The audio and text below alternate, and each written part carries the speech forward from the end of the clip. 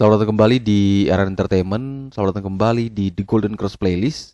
Seperti biasa, hari ini kita akan melanjutkan review saham part yang ke-262. Namun sebelumnya, bagi teman-teman yang mungkin belum subscribe channel YouTube ini, sekali lagi jangan lupa tekan tombol subscribe, nyalakan lonceng notifikasinya agar teman-teman tidak pernah ketinggalan informasi-informasi terbaru dari channel ini. Di part yang ke-262 hari ini, kita akan mereview kurang lebih ada 6 saham. Dan saham pertama yang akan kita review adalah saham ACST, di mana saham ini seperti yang sudah kita tebak dari harga 280-270-an, emiten ini dipaksa harus turun dekat area PBL baru menarik untuk kita ambil, dan ternyata dia bisa jebol juga di bawah level PBL, sehingga kalau misalkan teman-teman yang ambil di pucuk ini benar-benar menyisakan kenangan yang pahit. Karena apa? Jatuhnya cukup dalam, bahkan sampai ke low 40 hari harga terendah di harga 224. Tetapi dengan kenaikannya di 234 dengan level PBL yang saat ini menjadi resisten di 244, artinya ACST ini juga masih belum bisa saya katakan aman. Karena apa? Level penting itu belum bisa ditembus. Dia malah turun kembali minus 3,31%. Sehingga kalau misalkan teman-teman yang pertama, yang sudah punya saham ini, kalau misalkan niat awalnya trading, seharusnya di level ini sudah cut loss. Seharusnya di level ini sudah cut loss. Karena apa? Ini jaraknya 10 poin dari level PBL yang sebelumnya kita tahu adalah level support. Tapi ketika level support itu sudah jebol, bahkan dalam sekali penurunannya sampai ke 224, dan teman-teman juga belum cut loss, maka itu adalah sebuah kesalahan besar dan membuat kebingungan besar di dalam psikologis teman-teman. Jadi antara ragu mau hold atau mau jual. Takut ketika jual ruginya sudah dalam, ternyata malah naik. Itu penyesalan jauh lebih tinggi dan membuat psikologis kembali dipukul, akhirnya membuat kita ragu untuk kembali entry ke market. Tetapi kalau yang dari awal reason to buy-nya adalah invest, maka justru teman-teman melihat penurunan ini sebagai sebuah peluang untuk bisa mendapatkan harga ACST dengan jauh lebih murah, mungkin dengan nominal 1 juta tapi bisa dapatkan jumlah lot yang jauh lebih banyak. Di indikator The Golden Cross menunjukkan candle pattern-nya adalah engulfing bearish ya, atau kita kenal bearish engulfing, yang artinya ada indikasi masih bisa terus melanjutkan penurunan, sehingga selama dia masih belum bisa naik ke atas 244, maka tidak ada reason untuk kita membeli ACST. Tapi kalau misalkan dia mampu naik lagi, dia mampu breakout lagi ke atas 244, maka boleh pertimbangkan untuk masuk dengan range 244 sampai dengan 246, cut loss kurang lebih di 238, 240, dengan target kenaikan adalah menuju ke PBH yaitu di 300. Sekali lagi, selama ketika dia tidak mampu naik dan melewati 244, maka mending kita wait and see terlebih dahulu. Selanjutnya kita punya emiten PTPP, di mana emiten ini sebenarnya sudah menarik ya, masuk dalam kriteria saya pribadi, di mana dia mengalami penurunan sideways, namun sideways ini tidak bisa atau tidak mampu dia bertahan di atas level pentingnya. Level support paling kuat yaitu di 1105. Closing kemarin di perdagangan hari Jumat adalah di 1095. Dia turun minus 1,8%. Nah, ini mungkin kalau yang ada yang melihat review, kemudian waktu itu mungkin dia masih berada di atas PBL dan kita membeli, maka kita harus ingat lagi di video kemarin itu waktu kita roasting emiten konstruksi, kira-kira level level cut loss-nya di berapa. Nah, kalau selama level cut loss itu masih belum dikenai, maka ya tidak ada alasan buat kita untuk cut loss ya, karena trading plan-nya masih jelas on track. Tapi kalau benar-benar sudah kena, ya itu kita wajib cut loss. Tapi kalau teman-teman merasa bahwa waduh, cut loss-nya memang masih jauh, tapi minusnya ini sudah saya rasa tidak sanggup kalau misalkan tambah turun lebih dalam, ya sudah, teman-teman tidak perlu panik, tapi langsung ambil keputusan, oke lah saya cut loss, daripada lebih dalam saya tidak sanggup untuk menerima. Jadi tunggu lagi kalau misalkan dia naik di atas 1105, barulah saya re-entry.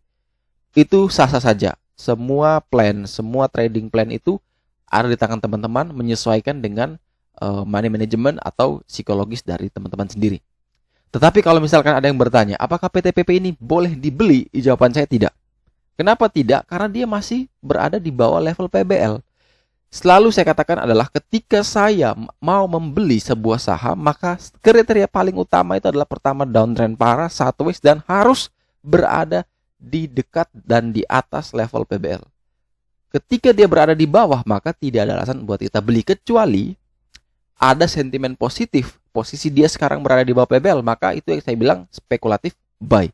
Kita berspekulasi untuk membeli dengan memanfaatkan momentum tersebut, momentum sentimen positif, atau ada berita atau harga komoditasnya naik, itu kita manfaatkan sebagai trigger.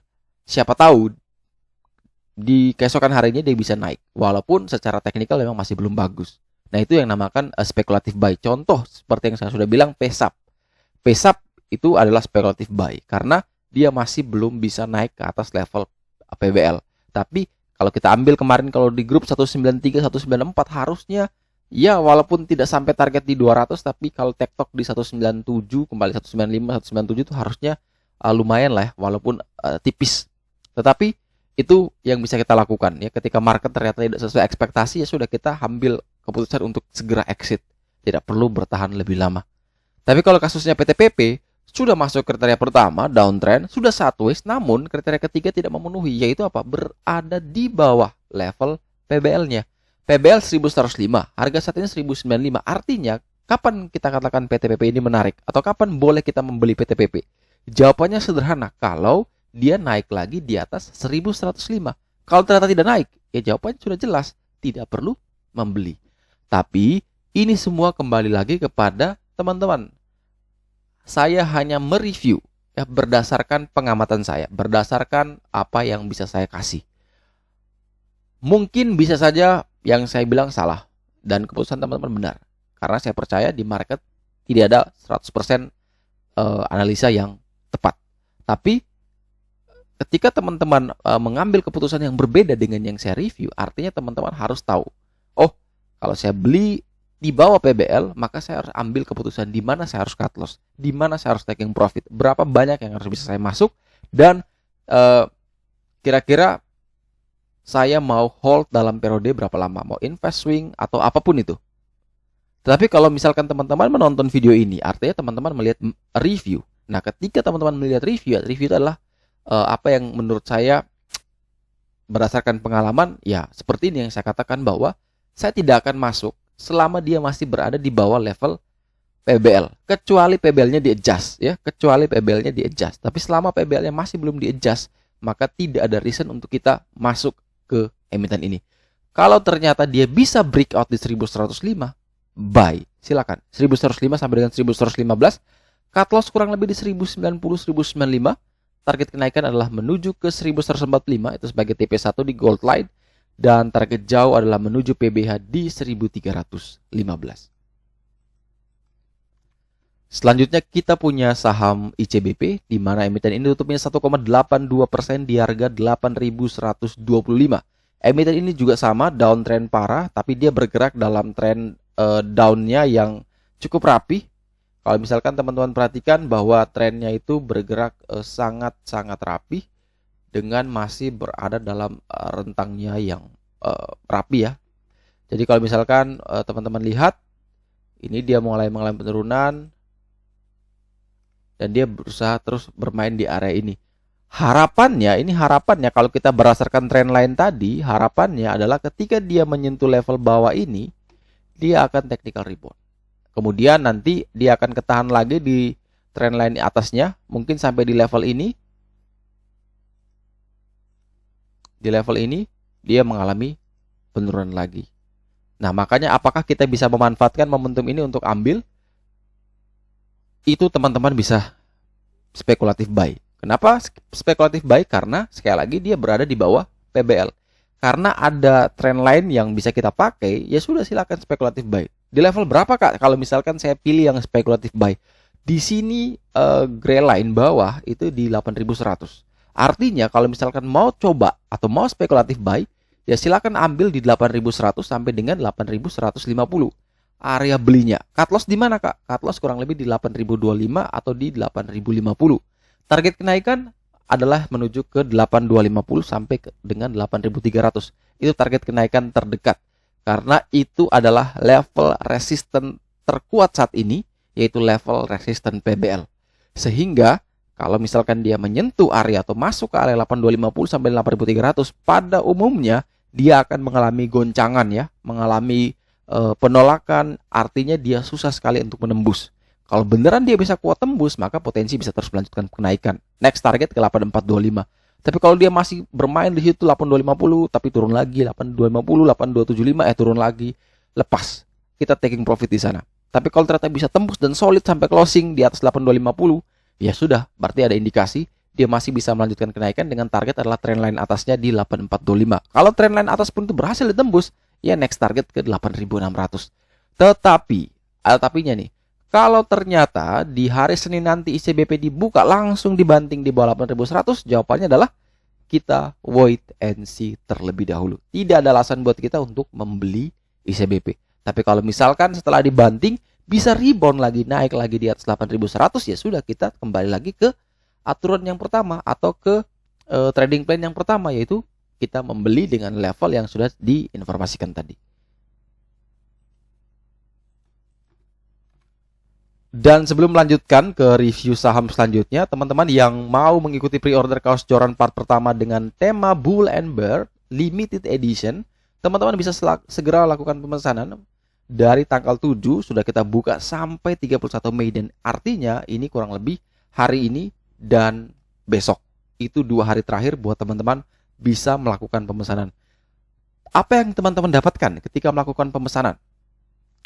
Teman-teman akan mendapatkan diskon 20% untuk webinar yang akan diselenggarakan oleh Joran Investama, di mana mungkin di bulan Juni kita akan buka pendaftaran untuk webinarnya, dan juga nanti di bulan Juli webinar itu akan diselenggarakan. Ada bocoran, saya ada melakukan beberapa kerjasama, mulai negosiasi, mulai melakukan kolaborasi. Mungkin webinar Bandar Blog ini ada bundlingnya nanti ya, teman-teman akan mendapatkan beberapa bonus webinar lagi. Jadi kalau yang pertama webinar itu 3 in 1, mulai dapat basic technical, basic fundamental, dan money management, maka ada indikasi saya akan memberikan bonus spesial buat teman-teman di next webinar. Itu sudah sedang saya negosiasi. Mungkin teman-teman bisa dapatkan beberapa keuntungan ya.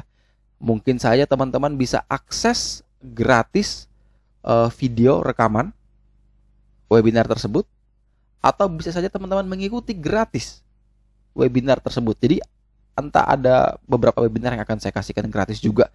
Jadi kalau misalkan harganya, katakan harga webinar Bandar Mologinya adalah 500.000, lumayan 20% teman-teman bisa dapat diskon. Tapi tidak mungkin ya sampai 500.000 webinarnya, dan saya jamin tidak mungkin lebih dari 150.000. Kemudian teman-teman juga mendapatkan fasilitas untuk akses ke dalam grup official Joran Investama, di mana nanti banyak sekali informasi yang akan saya share.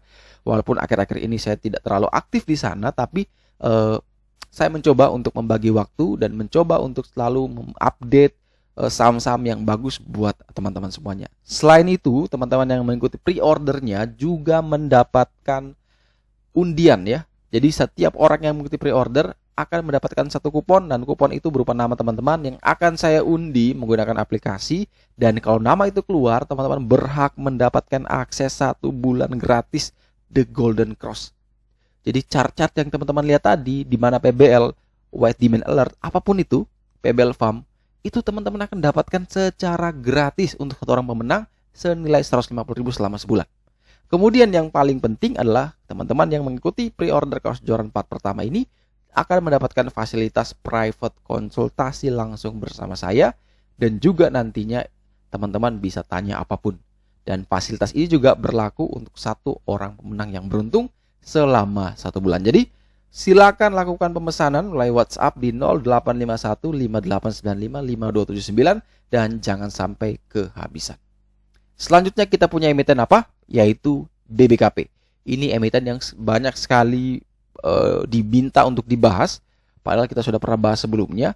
Dan emiten ini kalau dulu teman-teman ingat waktu dia masih di 500-an, dan kita akan menunggu kurang lebih di area 428 kalau tidak salah. Dan ternyata dia bisa mengabulkan keinginan saya, bisa turun lagi di bawah level tersebut. Ya jujur, emiten ini menjadi salah satu emiten investasi saya. ya, tapi ini bukan ajakan untuk membeli karena saya beli BBKP semuanya borong BBKP untuk invest. Karena time frame kita berbeda. Saya bisa hold lama sekali untuk BBKP dan saya sudah punya alokasi khusus ke BBKP, dalam artian saya tidak kotak-katik ya BBKP ya. Saya tidak terlalu lihat BBKP setiap hari minusnya berapa sih, tidak. Karena dia punya portofolio tersendiri. Tapi kalau teman-teman yang setiap hari melihat, aduh minusnya dalam, artinya teman-teman tidak niat invest sebenarnya. Kalau invest itu teman-teman ketika lihat minus, wah berarti turun dalam dong. Lumayan ini peluang tambah lagi. Itu kalau yang mindset dari awal invest.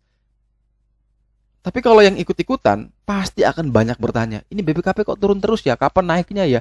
Targetnya ke berapa ya? Apakah bisa turun lagi ke bawah 200? Apa bisa ke 50 ya? Kok BBKP sudah masuk dari Korea kok masih rugi-rugi terus, kapan ya bisa naik? Nah ini yang saya katakan ikut-ikutan. Kenapa ikut-ikutan? Karena dia tidak yakin dengan apa yang dibeli. Ketika kita tidak yakin dengan apa yang kita beli, kita pasti panik. 100% percaya saya.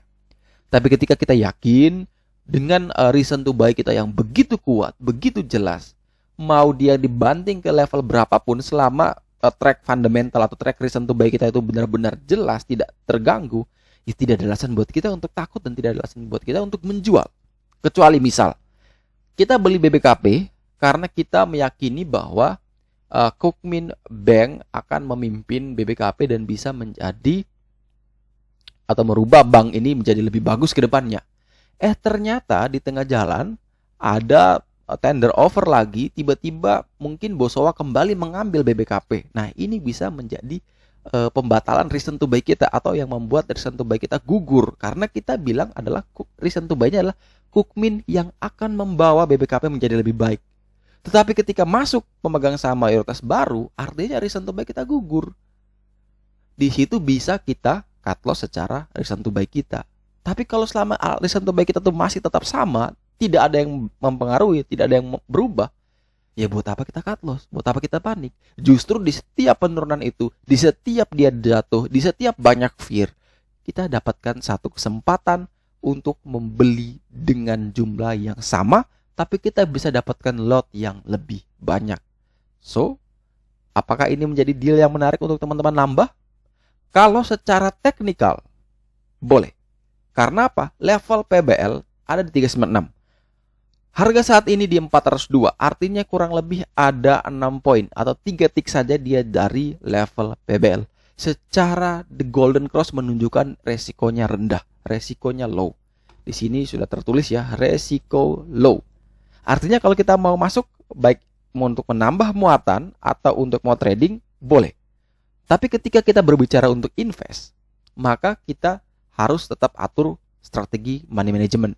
Ketika kita menambah muatan dan ternyata dia jebol di bawah PBL, kita kan tidak mungkin cut loss, tapi kita punya money lagi untuk kembali menambah muatan ini.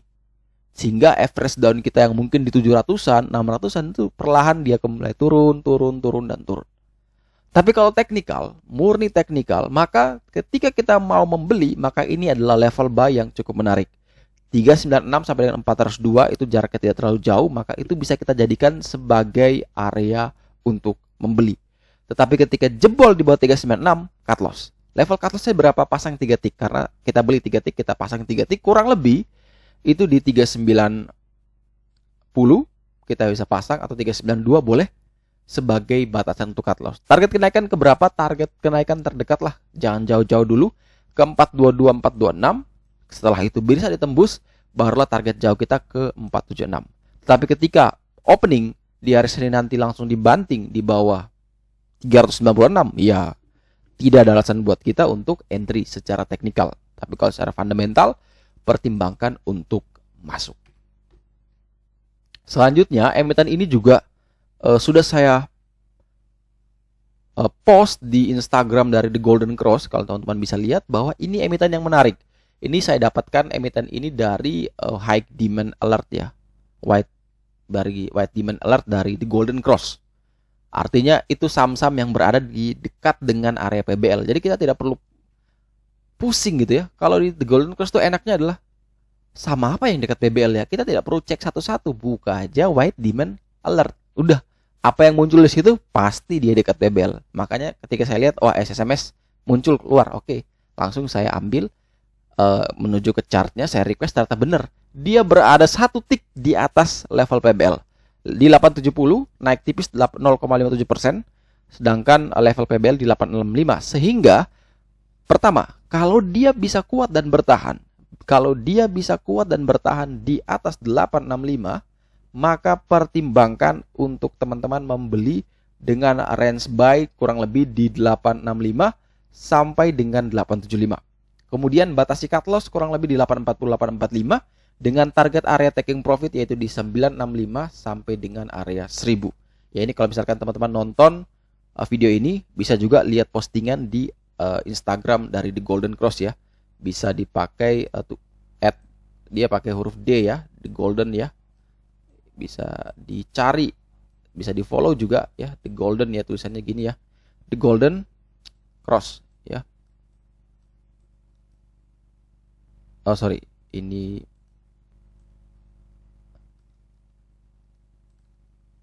double S ya. Oke, ini bisa cari di @thegoldencross, itu postingannya juga ada di sana, dan itu hampir semua postingan terkait dengan saham itu adalah yang dekat dengan PBL. Jadi kalau yang mau hunting atau mau istilahnya apa sih, rekomendasi satu aja lah, kasihlah setiap hari, ya mungkin lah kita bisa lihat di postingan The Golden Cross. Jadi follow, siapa tahu ada yang menarik ya, karena saya yakin bahwa tidak semua yang di postingan di sana naik, tapi ada beberapa yang naik gitu ya. Contoh dulu BBRI kemarin tuh, BBYB naik ya, tapi ada yang gagal juga tuh. Contoh apa yang gagal kemarin? ABA di posting malah dibanting ya. Itu jadi ada yang naik, ada yang tidak, tapi setidaknya kita tahu bahwa dia ini punya resiko yang kecil. Kalau ternyata di cut loss ya minusnya tidak dalam ketimbang kita spekulasi kejar yang sudah naik tinggi dibanting nangis ya. Jadi jangan seperti itu. Jadi sekali lagi untuk SSMS ini menarik sekali dengan catatan. Sekali lagi saya tekankan, dengan catatan adalah kalau dia bisa kuat dan bertahan di atas 865. Ketika di opening langsung dibanting di bawah 865, kita wait and see. Tapi ketika dia setelah dibanting di bawah 865 bisa naik lagi dan bisa breakout di 865, buy. Trading plan-nya sudah saya kasih tadi. Teman-teman bisa ikuti.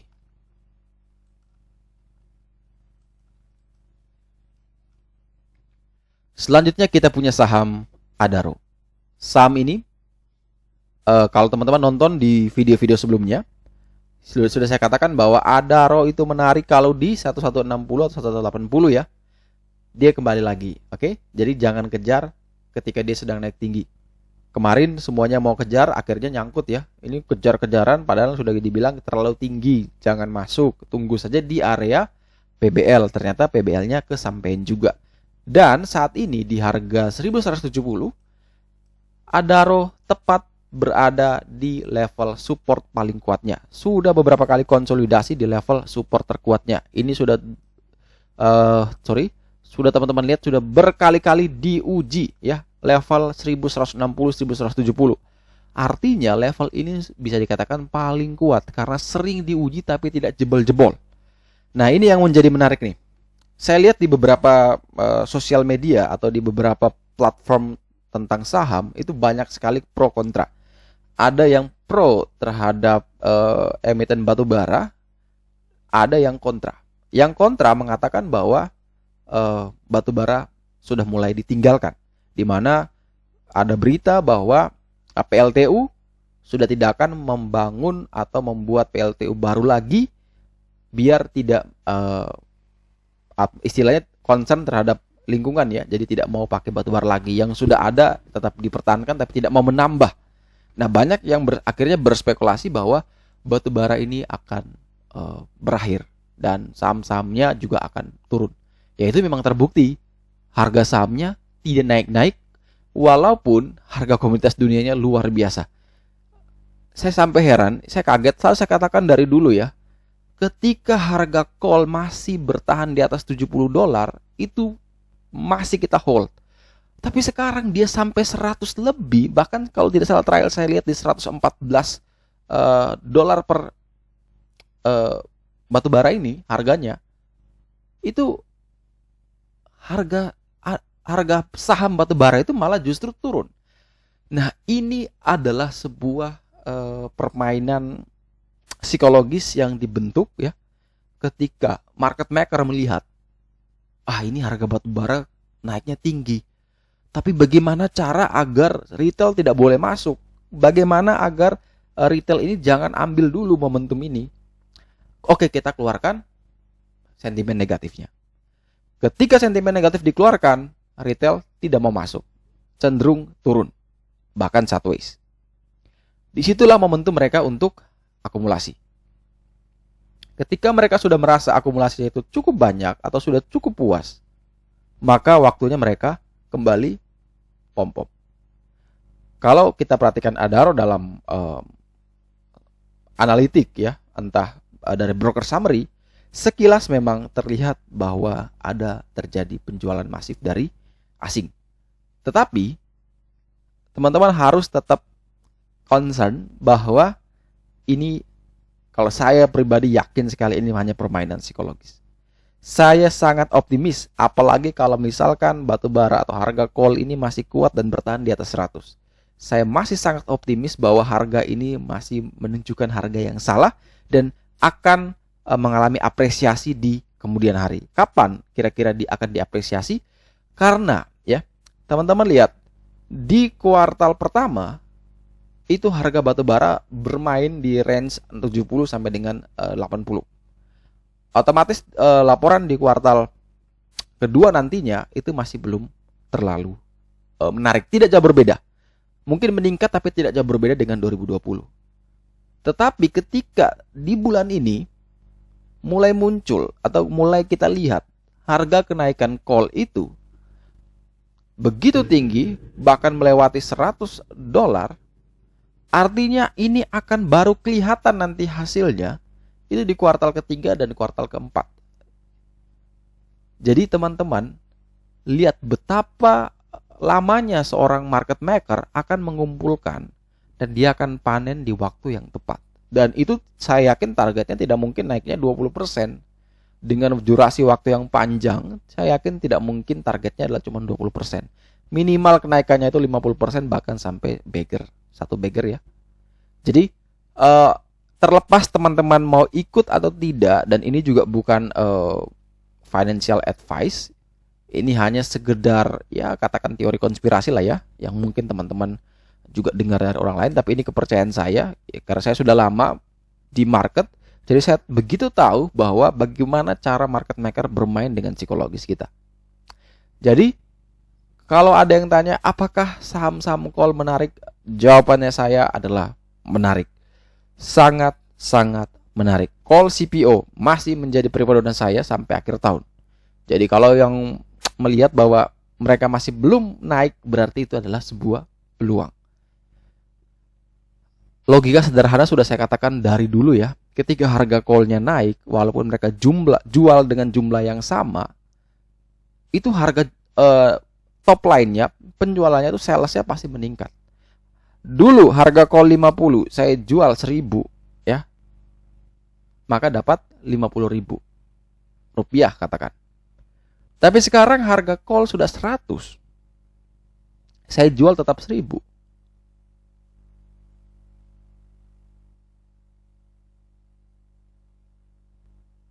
Berapa yang teman-teman dapatkan? 100.000. Dengan menjual barang yang sama hanya 1000, katakan 1000 ton, teman-teman mendapatkan uang 100.000. Tahun sebelumnya jual juga 1000 ton, tapi harga coal masih 50, kita dapat cuman 50.000. Artinya apa? Dengan jumlah yang sama, perusahaan sudah untung 100%. Kenapa dia untung 100%? Karena ada apresiasi kenaikan dari harga komoditas. Nah, pertanyaannya adalah logika sederhana. Apakah ketika harga komoditas itu naik tinggi, perusahaan tetap memproduksi dengan jumlah yang sama? Jelas jawabannya tidak. Mereka akan menaikkan kapasitas produksinya, kalau bisa all time high capacity, agar apa? Mereka bisa mengejar harga komoditas itu. Jadi mereka bisa mengambil keuntungan sebesar-besarnya. Nah, ketika semua perusahaan itu mempunyai mindset yang sama, memproduksi secara besar-besaran dan kemudian menjual, maka nanti akan terjadi keseimbangan baru di mana ketika supply-nya terlalu besar, ternyata demand-nya mulai berkurang. Nah, disitulah titik decline-nya. Harga call mulai menurun dan pada akhirnya perusahaan bagaimana cara biar bisa mengerem penurunan, yaitu berhenti, mengurangi produksi. Nah, itu permainan seperti itu yang akan terjadi untuk sektor-sektor komoditi. Ketika harga itu mulai naik tinggi, digenjot produksi, ternyata membuat harganya turun, ya ditarik lagi remnya. Jangan terlalu banter lah produksinya, kurangi banter lagi kalau semua sudah normal. Nah, itu konsep-konsep itu yang harus teman-teman tahu. Logika sederhana seperti itu yang membuat kita tidak mudah terpengaruhi oleh orang lain. Itu kalau misalkan teman-teman mau investasi. Tapi kalau yang teknikal nih, ya sudah, di sini karena dia masih kuat dan bertahan di atas level PBL, maka boleh pertimbangkan masuk dengan syarat adalah minimal dia tidak jebol di bawah 160. Kita kasih toleransi lah. Jadi kalau dia masih bisa kuat di atas 160, 170, silakan buy. 1160 sampai dengan 1190 area belinya. Target kenaikan ke 1255. Batasi cut loss kurang lebih di 130, 140. Tapi kalau misalkan dia jebol di bawah 1160, ya sudah, mending kita wait and see terlebih dahulu untuk trading. Tapi kalau untuk invest, pertimbangkan lagi, riset kembali bahwa itu adalah sebuah peluang yang menarik. Oke, sekian dulu review saham part yang ke-262 hari ini. Terima kasih banyak teman-teman yang telah setia menonton. Sekali lagi jangan lupa like, subscribe, dan share agar semua informasi yang dalam video ini dapat berguna, bermanfaat, dan tentunya bisa menjadi panduan trading di keesokan harinya. Sekali lagi terima kasih banyak, sampai jumpa dan semoga membantu.